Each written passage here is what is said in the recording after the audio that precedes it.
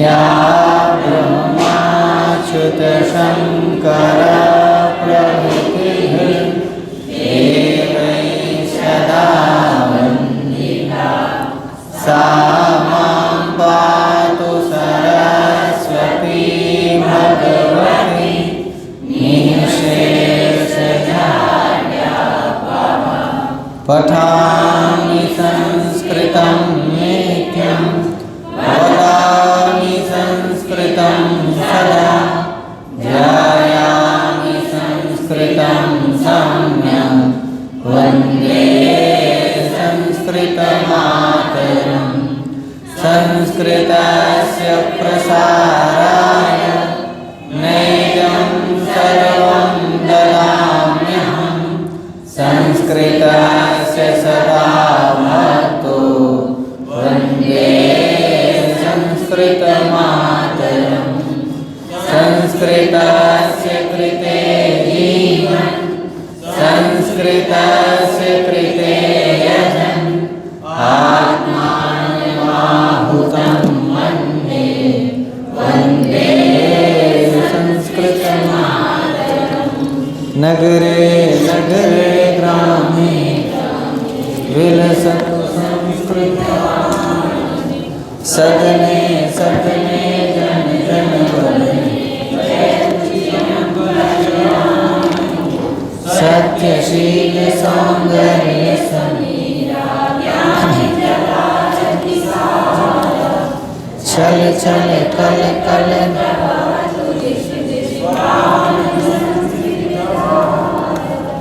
छल छल कल कल प्रवहतु।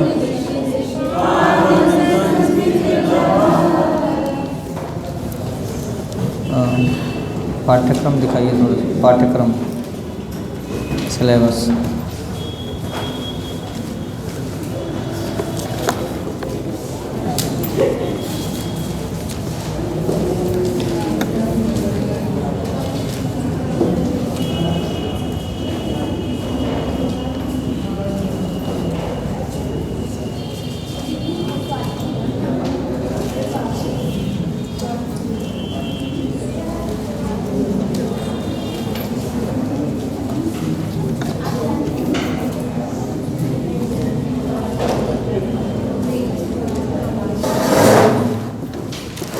लोग ना कल षोडश पदार्थ और प्रत्येक पदार्थ का उद्देश्य, लक्षण और परीक्षा होनी चाहिए, ऐसा हम लोगों ने पढ़ा था।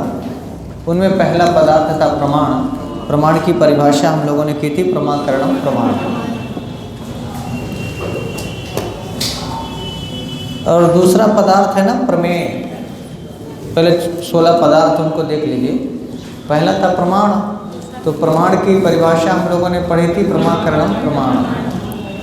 और प्रमेय वो है जो प्रमा का विषय है, यानी जिसको हमें प्रमाण के द्वारा जानना है। छोटी छोटी बातें जान लीजिए। प्रमाण साधन है और प्रमेय जिसको साध्य है, जिसे हमें जानना है। तो जो प्रमा का विषय है हमारे लिए वही प्रमेय है। दूसरा वाला पदार्थ आपने पढ़ा ना, प्रमाण प्रमेय। पहले पढ़ा था प्रमाण, फिर पढ़ा था प्रमेय। फिर तीसरा पदार्थ है संशय। क्या है?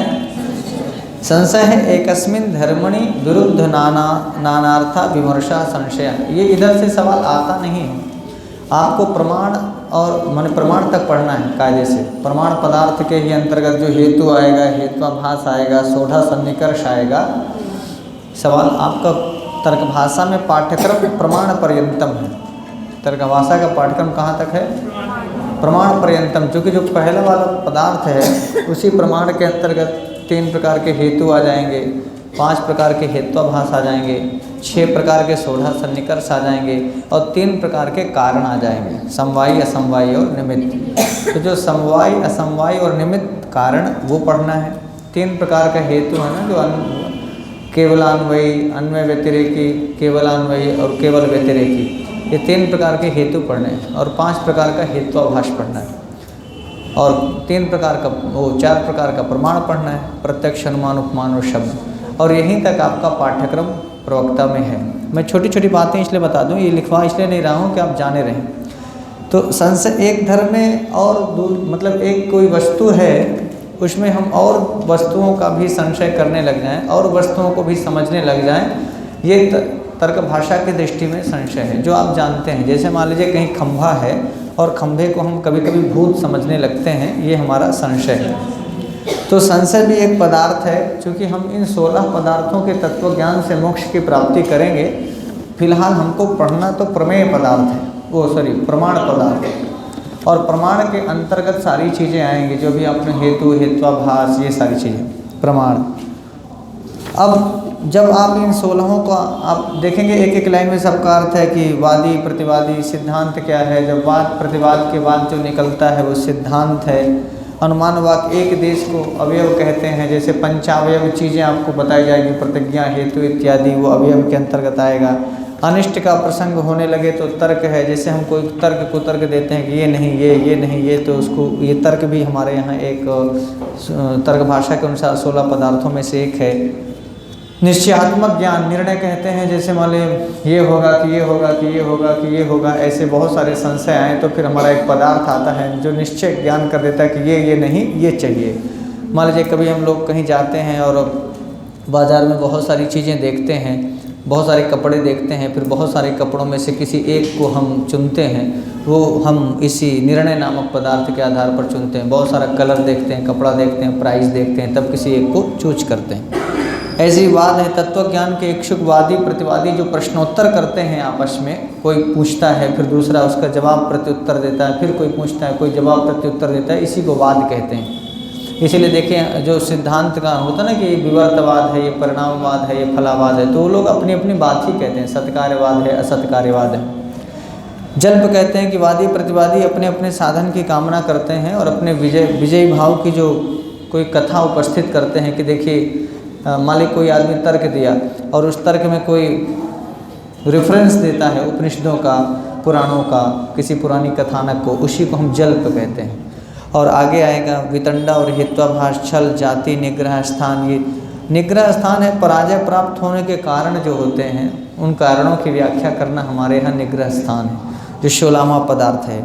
और ये आप जाने रहेंगे हेत्वाभास, आगे आप पढ़ेंगे कि हेतु ना हो लेकिन हेतु की तरह आभासित हो, वास्तव में हेतु ना हो लेकिन लगे कि जैसे हेतु हो, इसीलिए इसका नाम है हेत्वाभास। आभासित जरूर होता है, होता नहीं है। अब हम लोग कल ये 16 पदार्थों का सामान्य परिचय आप थोड़ा थोड़ा इसका अर्थ जान करके, पहला पदार्थ में हम लोगों ने परिभाषा पढ़ी थी प्रमाकरणम प्रमाण। प्रमा का जो करण है वो प्रमाण है। करण माने होता है साधन। आपने देखा होगा कर्ण संज्ञा, साधकतमम करणम, व्याकरण शास्त्र में जो किसी कार्य को पूरा करने में साधकतम है। तो थोड़ा व्याकरण से आप आएंगे ना तो प्रमा का करण क्या होता है, करण माने जान पाएंगे। अर्थात प्रमा का करण बताया, प्रमा है जो हमें जानने योग्य चीज़ है, जिसको हमें जानना है, उसको जानने का साधन क्या है, उसको जानने का जो भी साधन हो वही प्रमाण है। और वह साधन कभी प्रत्यक्ष, कभी अनुमान, कभी उपमान, तो कभी शब्द होगा। इसीलिए वह प्रमाण 4 प्रकार का होगा। समझ में आया? जिससे मान लीजिए मैं ये सामने देख पा रहा हूँ कि वृक्ष है, तो वृक्ष हमारा प्रमा है। वृक्ष क्या है? उस वृक्ष रूपी प्रमा को जिसको हमें जानना था, उसमें हमारे नेत्रेंद्रिय प्रत्यक्ष प्रमाण से हम उस प्रमा को जान पा रहे हैं।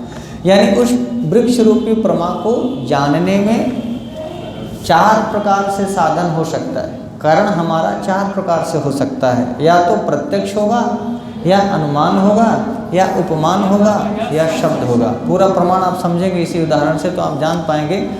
किताब की लाइन पढ़ पढ़ के बताऊं तो आप किताब की लाइन बहुत बार पढ़े होंगे, फिर नहीं जान पाएंगे। पहले प्रत्यक्ष को आपने देख लिया, जैसे मैंने बताया कि हमें सामने वृक्ष दिख रहा है, आप भी देखिए दिख रहा है, देख ले दिख रहा है, आगे वालों को दिख रहा हो।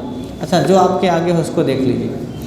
जिसको आप देख पा रहे हैं, जिसको आप देखना चाह रहे हैं, वही आपका प्रमाण है। और जिस माध्यम से आप देख पा रहे हैं वो प्रमाण है। अब यदि आप नेत्रेंद्रिय से सामने देख पा रहे हैं तो ये प्रत्यक्ष प्रमाण है। अब जैसे मान लीजिए वहाँ हारन बज रहा है, जरा सुनो, पहले सुन ले। अब साला हारने नहीं बजेगा। बच जाए तभी। बच गया? सुन लिए?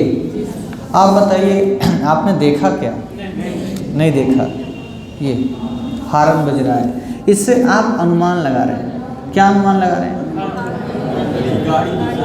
कि यहीं बगल से कोई गाड़ी निकल रही है। अब आप देखिए, आपने प्रत्यक्ष तो नहीं देखा, लेकिन ये लिंग्यते अनुमीयते ज्ञायते इति अनुमानम, और आपका अनुमान गलत नहीं है। देखिए, अनुमान भी तो प्रमाण है। हाँ, जैसे आप प्रत्यक्ष प्रमाण से देख पाए, जो भी आपके सामने हो कि आप हैं, ये मैं आपको प्रत्यक्ष देख पा रहा हूँ। पर जैसे मैंने कहा ना कि अभी भी गाड़ी, ये देखो, इस प्रकार का उदाहरण यहाँ लिखा नहीं है। मैं आपको अनुमान प्रमाण में लिखा होगा कि धुआं देख करके हम अग्नि का अनुमान करते हैं। जो यहाँ लिखा होगा उसकी चर्चा बाद में करेंगे। पहले आपको ये समझ में तो आए कि अनुमान क्या है, प्रत्यक्ष समझ में आए क्या है। कोई इंद्रिय, जैसे मैं बोल रहा हूँ, आप देख तो नहीं रहे हैं, सुन पा रहे हैं। मैं बोल रहा हूँ तो यह ज्ञान आप श्रोत्रेंद्रिय से कर रहे हो। बोलिए हाँ। तो जब कोई भी इंद्रिय, ज्ञानेंद्रिय, वो जैसे मान लीजिए यहाँ पर अगरबत्ती जलाई गई हो, और अगरबत्ती ऐसी जगह में जलाई जाए, यहाँ नीचे रख दी जाए, आप देख ना पाएँ, पर अगरबत्ती का धुआं जब आपकी नासिका में जाएगा तो आप ये तो जान पाएंगे कि यार कोई सुगंधित चीज़ है, कोई सुगंधित चीज़ है। इसका ज्ञान कौन किया? घ्राणेंद्रिय ने। इसका मतलब कोई भी इंद्रिय जो ज्ञान प्राप्त करती है वो प्रत्यक्ष प्रमाण से करती है।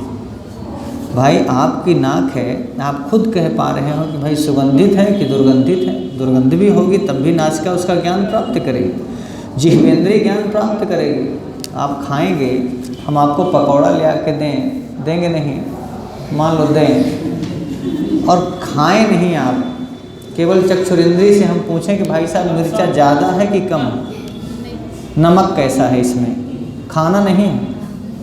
अब आप चक्षुरेंद्रिय से देख रहे हैं, कर्णेंद्रिय को पास में ले जा करके उसको मानो पकौड़ा ले जा काने में पटकाओ, या पकौड़ा नाके से सूंघाओ। मैं ऐसे पूछ रहा हूँ पढ़ाने के लिए ताकि आप समझ पाएँ। चक्षुरेंद्रिय भी है, घ्राणेंद्रिय भी है, श्रोत्रेंद्रिय भी है, लेकिन इसका नमक वाला प्रत्यक्ष और मिर्चा वाला प्रत्यक्ष चक्षुरेंद्रिय के बस का नहीं है। ये जिह्वेंद्रिय का विषय है, रसना नामक इंद्रिय का विषय है।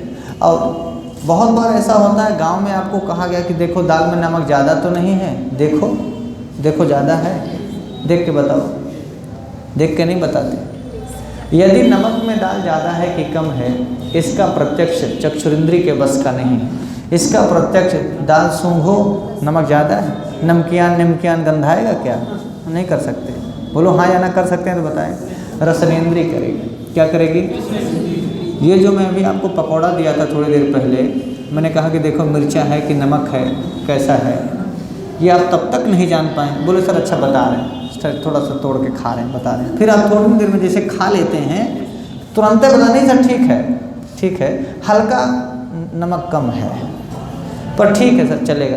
अब कोई मिर्चा ज़्यादा खाता होगा तो उसको मिर्चा कम है, जो नहीं खाता होगा उसके लिए मिर्चा उतना ही ज़्यादा रहेगा। मेरा बताना सिर्फ इतना था कि हम बहुत सारी चीज़ों को प्रत्यक्ष चक्षुरेंद्रिय से, बहुत सारी चीज़ों को प्रत्यक्ष घ्राणेंद्रिय से, बहुत सारी चीज़ों को प्रत्यक्ष श्रोत्रेंद्रिय से, बहुत सारी चीज़ों को प्रत्यक्ष रसनेंद्रिय से, ज्ञानेंद्रियों से करते हैं, और ये सारा प्रत्यक्ष प्रमाण के अंतर्गत आएगा।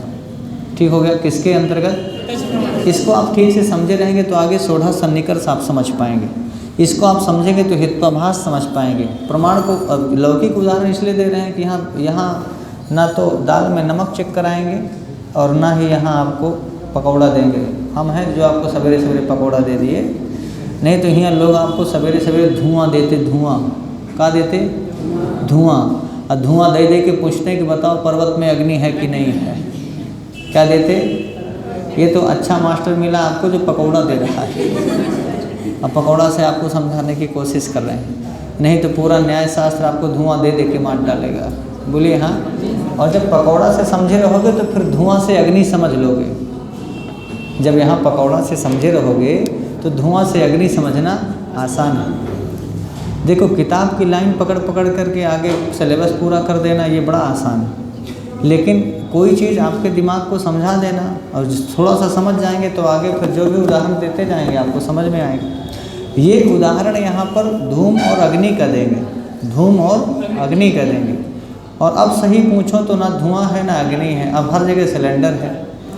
और जब सिलेंडर गैस आ गया तो कोई कहेगा कि जैसे यत्र यत्र धूमः तत्र तत्र अग्नि ही, अब कहाँ नहीं आया धूमा न कहाँ आया अग्नि, अब तो यत्र यत्र सिलेंडरम तत्र तत्र अग्नि, ऐसा बोलना पड़ेगा। तो परिस्थितियों के साथ मैं आपको ये समझा दूँ कि जिस ज़माने में तर्क भाषा लिखा गया उस ज़माने में हर घर में खाना बनता था, और जब हर घर में खाना बनता था तो धुआं उठता था, और धुआं देख करके तर्क भाषाकार केशव मिश्र ने यत्र यत्र धूमा तत्र तत्र अग्नि लिख दिया। अब हर जगह उज्ज्वला योजना की पहुंच गई है गैस, ससुरा न कहूँ आए धुआं और न कहूँ आए अग्नि। धुआं से अग्नि देखबे तो अनुमान प्रमाण तो नहीं समझ पाओगे। अब आप यदि इतना समझ गए हों, प्रमाकरण का प्रमाण है, और प्रमाण होगा 4 प्रकार का। प्रमाण कितने प्रकार का? तो मैं अभी यही बता रहा था कि जब हम चक्षुरेंद्रिय से, घ्राणेंद्रिय से, रसनेंद्रिय से, श्रोत्रेंद्रिय इत्यादि से या त्वगेंद्रिय से जब हम ज्ञान प्राप्त करते हैं किसी का, तो ये प्रत्यक्ष प्रमाण है। अब इसी में प्रत्यक्ष प्रमाण है, अनुमान प्रमाण है, उपमान प्रमाण है और शब्द प्रमाण है। कुल मिलाकर के ये इंद्रियों से ग्रहण किया गया ज्ञान प्रमाण होगा। तो कुछ प्रमाण तो ऐसा होगा जो प्रत्यक्ष होगा, कुछ प्रमाण ऐसा होगा जो अनुमान होगा, कुछ प्रमाण ऐसा होगा जो उपमान होगा, और कुछ प्रमाण ऐसा होगा जो शब्द होगा। जैसे हम चक्षुरेंद्रिय से किसी का प्रत्यक्ष कर रहे हैं, इसका मतलब यह प्रत्यक्ष प्रमाण है, ठीक है। लेकिन जैसे अभी मैंने आपको उदाहरण दिया कि हम श्रोत्रेंद्रिय से प्रत्यक्ष कर रहे हैं ध्वनि का, हार्न का, तो उस हार्न का प्रत्यक्ष हम श्रोत्रेंद्रिय से कर रहे हैं, यह और ये ज्ञान प्राप्त कर रहे हैं कि बाहर गाड़ी चल रही है। श्रोत्रेंद्रिय से हार्न को सुन करके रोड में गाड़ी चल रही है, ऐसा जो हमने ज्ञान प्राप्त किया, ना तो रोड में चलती हुई गाड़ी का हमने इससे प्रत्यक्ष किया चक्षुरेंद्रिय से, लेकिन अनुमान प्रमाण से कि यत्र यत्र हार्नत्वम तत्र तत्र गाड़ीत्वम, जहाँ जहाँ हार्न बजता है वहाँ वहाँ गाड़ी होती है। इस प्रकार अनुमान प्रमाण से हमने हार्न को सुन करके गाड़ी का ज्ञान प्राप्त कर लिया। हाँ या ना बोलिए। बहुत बार ऐसा होता है, आपका कमरा यदि आसपास हो और आपका कमरा रेलवे लाइन के आसपास हो, तो रात को 12 बजे भी गाड़ी जब लंबा हार्न मारती है, या आपका लाज भगवान करे ट्रेन के अगल बगल मिले कहीं, तो आप इसको अच्छे से समझ पाएंगे कि आप रात को 12 बजे अपने बिस्तर में कंबल के नीचे सो रहे होते हैं, लेकिन उस समय भी कोई पूछे कि भाई साहब ट्रेन आई क्या, और ट्रेन आके अपनी आवाज़ अपनी हार्न से, तो आप कंबल ओढ़े ओढ़े कह देंगे कि हाँ हाँ ट्रेन निकल रही है, ट्रेन जा रही है। ये बताओ आपने प्रत्यक्ष प्रमाण से जाना क्या है? नहीं, अनुमान प्रमाण से। किससे? अनुमान प्रमाण से। जैसे मान लीजिए आप ट्रेन में हम किसी को, अब मैं उपमान प्रमाण पढ़ाने जा रहा हूँ, यहाँ जो लिखा है उसको नहीं, आपको ताकि अनुमान समझ में आया, हाँ, प्रत्यक्ष भी समझ में आया। प्रत्यक्ष मैंने बताया कि जो आप सामने चक्षुरेंद्रिय से देख रहे हैं कि आप हैं मैडम लाल कपड़ा पहनी है, ये सफ़ेद पहने हैं, भाई साहब भगवा पहने हैं, चश्मा लगाए हुए हैं, घड़ी लगाए हुए वगैरह वगैरह, ये जो हम इनका वर्णन कर रहे हैं ये अनुमान प्रमाण से नहीं कर रहे, प्रत्यक्ष प्रमाण से कर रहे हैं। अब मान लीजिए ये अपने ससुराल जाएं और इनके साले इनको लेने आए, और ईश्वर की कृपा से साला विवाह में नहीं था, मतलब विदेश में था, पहली बार जीजा का दर्शन करेगा। तो ये जिस ट्रेन से जाएंगे स्टेशन में उतरेंगे, अब मैं उपमान प्रमाण पढ़ाने जा रहा हूँ, तो कोई आदमी इनकी जीजी इनकी पत्नी अपने भाई को बताएगी कि तुम्हारे जीजा आ रहे हैं, जाके ले आओ। तो कैसे बताएगी कि जाना, दुबले पतले होंगे, 5.5-6 फुट के होंगे, लंबा थोड़ा लमसर गुलसर मुंह है, चश्मा लगाए होंगे। फ़ोन से इनसे बात कर लेगी तो क्या पहने हैं, तो बताएंगे कि वह कुर्ता पजामा पहने होंगे, चप्पल पहने होंगे वगैरह, जैसा जैसे हैं ये। इनका साला इनको कभी देखा नहीं है। स्टेशन गया, ट्रेन, जानकारी है कि ये ट्रेन है।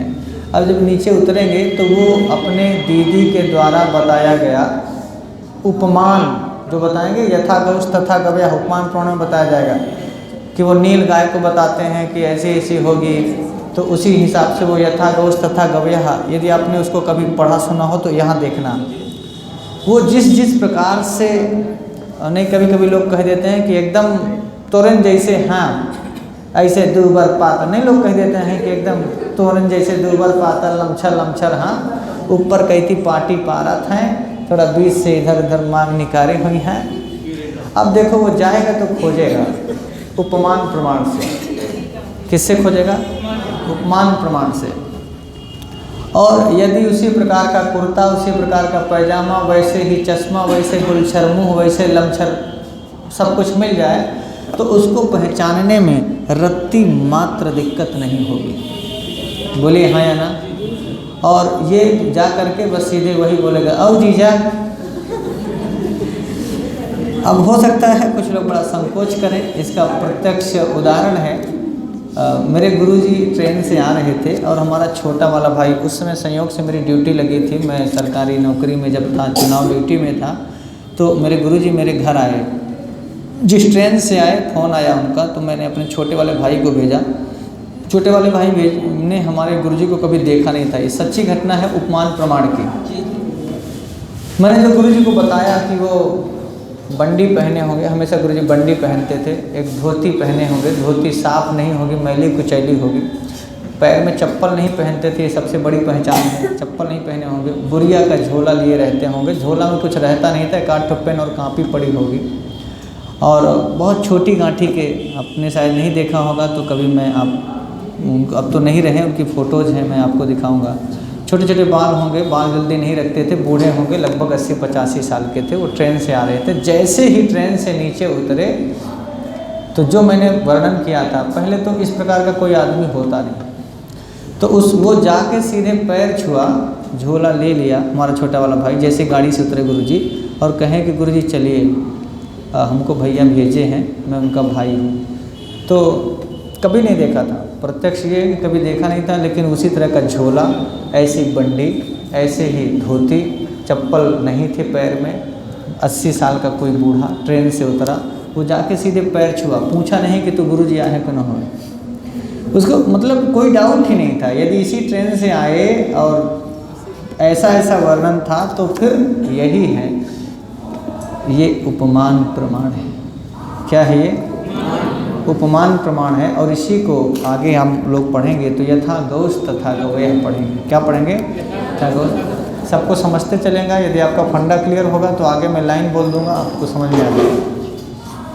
चौथा प्रमाण पढ़ाने जा रहा हूँ, शब्द प्रमाण, जिसको सांख्य ने आगम प्रमाण कहा था। प्रत्यक्षानुमानोपमान शब्दाश्चेति चत्वारः प्रमाणानि। तो ये 4 प्रमाण तो इनके। और दृष्टम अनुमानम आप्त वचनम, दृष्टम और अनुमान और आप्त वचन, ये आप्त वचन ही आगम प्रमाण है, यही आगम शब्द प्रमाण है। तो जो यथार्थ वक्ता है वो आप्त पुरुष है और उसका यथार्थ वचन ही आप्त वचन है, और वो आप्त वचन ही सांख्य भी इस प्रमाण को मानता है, लेकिन सांख्य उपमान प्रमाण को नहीं मानता है। प्रमाण कौन किसको नहीं मानता है, इनका अपना भी ये भीतरी मामला है दर्शनों का। लेकिन आप तर्क भाषा को पढ़ रहे हो तो तर्क भाषा 4 प्रमाणों को मानता है, प्रत्यक्ष भी, अनुमान भी, उपमान भी और शब्द भी। हम प्रत्यक्ष की चर्चा कर चुके, अनुमान की और उपमान की। हम आपको शब्द बताने जा रहे हैं। जैसे हम लोग कहते हैं ना कि भगवान श्री कृष्ण का जन्म कहाँ हुआ था? मथुरा। राम जी का क्या आप देखें? आपने राम जो को पैदा होते देखा क्या? आपने अयोध्या में राम को टहलते देखा क्या? राज्य करते देखा क्या? नहीं देखा। राम अयोध्या में पैदा हुए हैं, इसके पीछे ना प्रत्यक्ष है और ना राम का अभी घर बना है। वहाँ आप जाके देख लीजिएगा, जो अयोध्यावासी होंगे, ऐसी कोई राम का वहाँ पहचान लिंग ऐसी नहीं है। राम के ज़माने की, मैं त्रेता युग की बात कर रहा हूँ, मंदिर 1000 मिलेंगे, मंदिर 1000 मिलेंगे, वो और भी सरयू नदी भी मिलेगी, पर आप वहाँ जाकर के राम के ज़माने, त्रेता युग के ज़माने की कोई ऐसा धुआं जैसा प्रमाण नहीं मिलेगा कि अग्नि होने का प्रमाण मिलेगा। और उपमान प्रमाण इसलिए नहीं होगा कि हम ये बता रहे हैं कि राम 8 फीट के हैं, सांवले से होंगे, धनुष लिए होंगे, सीता के साथ बैठे होंगे, जाके देख लेना अयोध्या में मिलेंगे। यदि उसी तरह का राम अयोध्या में हमें मिल जाए, यहाँ बताने पर मैं अयोध्या जाऊँ और वैसा ही राम मुझे मिल जाए, तो हम समझेंगे कि उपमान प्रमाण से हम राम का प्रत्यक्ष कर गए, जान गए। ना तो उपमा कोई आदमी राम का वर्णन कर सकते हैं, चूँकि तुलसीदास वाल्मीकि रामायण ने राम के शरीर का वर्णन किया है, हम वर्णन तो कर सकते हैं, लेकिन उस प्रकार का वर्णन फिर हमें अयोध्या में मिलेगा नहीं। और यदि अयोध्या में ऐसे राम नहीं मिलेंगे तो उपमान प्रमाण से भी हमें ज्ञान नहीं हुआ। तो एकमात्र चौथा शब्द प्रमाण ही इसका आधार है कि हम मानते हैं कि राम अयोध्या के। समझ में आया? वाल्मीकि रामायण में वाल्मीकि ने लिखा है और राम की जन्मभूमि अयोध्या बताई है। तुलसीदास जी ने अपने रामचरितमानस में राम को अयोध्या में पैदा किया है। दशरथ जी के बेटे थे, ऐसा लिखा है। 4 भाई थे, ऐसा लिखा है। जनकपुर में गए थे और सीता जी से विवाह हुआ था, ऐसा लिखा है। तो ये शब्द प्रमाण है, इसमें वाल्मीकि रामायण के शब्द ही प्रमाण हैं कि राम अयोध्या के थे। और ये जो हम ज्ञान जानते हैं, ये जो हमें ज्ञान है, ये शब्द प्रमाण से। किससे है? समझ में आ गया? तो 4 प्रमाण आपके सामने आ गए कि हम बहुत ज्ञान प्राप्त करने के साधन। ज्ञान प्राप्त करने का साधन क्या है? प्रमाण। और एक साधन है प्रत्यक्ष का, एक साधन है अनुमान का, एक साधन है उपमान का, और एक साधन है शब्द का। तो मैं 4 उदाहरण आपके सामने रखा कि जो यथार्थ वक्ता है, सत्य बोलने वाला है, तो हम अपने कवियों को, जैसे शकुंतला ने दुष्यंत से प्यार किया, इसका हमारे पास कोई प्रत्यक्ष प्रमाण नहीं है।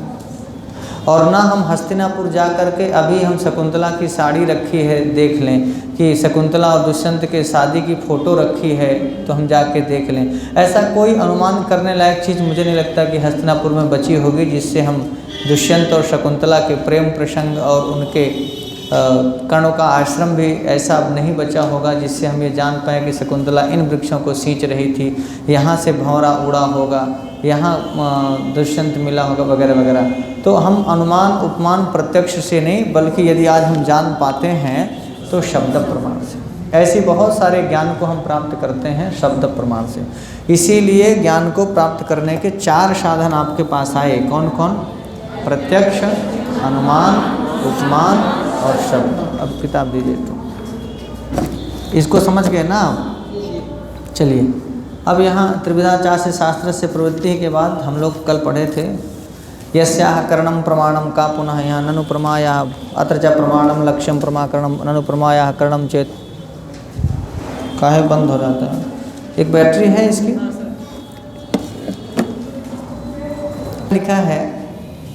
बाकी जो बीच बीच में बहुत सारा बातें होंगी उनको हम छोड़ते चलेंगे। आपको पहले यहाँ ये लिखा है यथा प्रमाकरणम प्रमाणम लिखा था, फिर एक लाइन पकड़िए, हाईलाइट करते चलिएगा, चाहे लिखते चलिएगा, चाहे किताब में हाईलाइट करिए जहाँ से सवाल आएगा।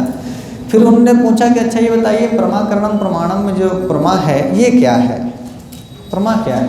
तो कहा यथार्थानुभव प्रमा। क्या कहा? यथार्थानुभव प्रमा। परीक्षा में पूछ लेगा प्रमायाः लक्षणम किम, प्रमा का लक्षण क्या है, प्रमा की परिभाषा क्या है? तो लिखिए यथार्थ अनुभव। हमारे पास 2 प्रकार के अनुभव आएंगे, एक यथार्थ है, एक अयथार्थ। लिखा है ना यथार्था इति अयथार्थानाम संशय विपर्य तर्क ज्ञानानाम निराशा अनुभव इति स्मृतेर निराशा। कहा यथार्थ शब्द है कि जो अयथार्थ है। अयथार्थ क्या है? संशय विपर्य और तर्क ज्ञान, ये अयथार्थ है। संशय होना, किसी वस्तु में संशय होना, किसी वस्तु में विपर्य माने उल्टा समझना। कोई वस्तु है हम उसको उल्टा समझें, ये विपर्य है। और किसी भी वस्तु में हम बड़ा तर्क वितर्क करें, ये तर्क ज्ञान है। यथार्थ कहने से केशव मिश्र ने कहा यथार्थानुभव में जो हम यथार्थ कह रहे हैं वो इसलिए कह रहे हैं ताकि अयथार्थ हम प्रमा में अयथार्थ चीज़ें ना आ जाएं। और अयथार्थ चीज़ें हैं कौन कौन? बोले संशय, विपर्य और तर्क ज्ञान, ये अयथार्थ हैं, ताकि यथार्थानुभव में जो यथार्थ है उसमें अयथार्थ ना आ जाए। और अनुभव इति स्मृतिर निराशा, अनुभव क्यों कहा? ताकि स्मृति ना आ जाए। अनुभव, हम यथार्थानुभव में दो पद है ना, यथार्थ इसलिए कहा ताकि अयथार्थ, प्रमा में अयथार्थ चीज़ें ना आ जाएं। अनुभव इसलिए कहा कि स्मृति ना आ जाए। अनुभव अलग है और स्मृति अलग है। जब इतना कहा तो केशव मिश्र को लगा कि यार अब लगे हाथ स्मृति भी बता दें। नहीं, बच्चा कहेगा कि स्मृति क्या है, तो कहा ज्ञात विषयम ज्ञानम स्मृति। नोट कर लीजिएगा, परीक्षाओं में कभी कभी पूछ लेता है स्मृति का लक्षण क्या है। बोले ज्ञात विषयम ज्ञानम स्मृति, जो हमें विषय ज्ञात हैं, जिन विषयों को हम जानते हैं, उन विषयों के ज्ञात विषयम ज्ञानम, जैसे हम कुछ चीज़ जानते हैं और उसका स्मरण आ जाए, बोले ये स्मृति है। आप संगम कभी गए ही नहीं, फिर कोई कहे कि संगम की स्मृति आ रही है। जैसे मान लीजिए अभी आपका ब्याह हुआ ही नहीं, किसका किसका नहीं हुआ ब्याह अभी? अच्छा, तो हम कहें कि भाई आपका नहीं, हाँ देख लिया आपका नहीं।